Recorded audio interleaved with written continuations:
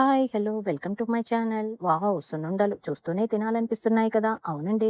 Sweet స్టాల్‌లో ఉండే వాటిలా చాలా సాఫ్ట్‌గా ఉన్నాయి కదూ! అవును. చూడ్డానికే కాదు, తింటే కూడా అంతే మంచి టేస్టీగా ఉంటాయి. నోట్లో వేసుకుంటే కరిగిపోతాయి. చాలా హెల్తీ కూడా. వీటిని తయారు చేయడానికి నేను 2.5 కప్పుల మినపగుండ్లను తీసుకున్నాను.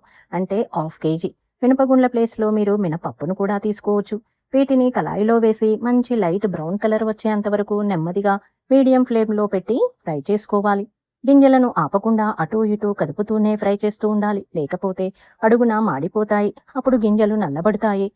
అందుకని కొంచెం ఓపిగ్గా నెమ్మదిగా ఫ్రై చేస్తూ ఉండాలి. ఇలా ఫ్రై అయ్యాక కమ్మటి వాసన వస్తున్నప్పుడు స్టవ్ ఆఫ్ చేసి చల్లారనివ్వాలి. చల్లారిన మినపగుండ్లను మిక్సీ జార్లో వేసి మెత్తగా గ్రైండ్ చేసుకోవాలి. ఇలా గ్రైండ్ చేసుకున్న దాన్ని జల్లెడతో జల్లించుకోవాలి. ఇలా జల్లించుకున్న తర్వాత మిగిలిన రవ్వను మళ్ళీ జార్లో వేసి మిగతా గుండ్లను కూడా వేసి మెత్తగా గ్రైండ్ చేసుకోవాలి.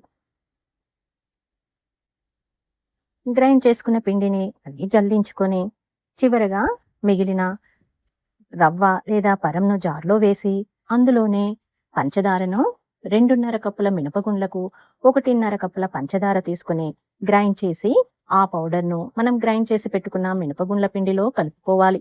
కావాలంటే మీరు షుగర్ని కొంచెం ఎక్కువ కూడా మీ టేస్ట్కి తగ్గట్టు వాడుకోవచ్చు.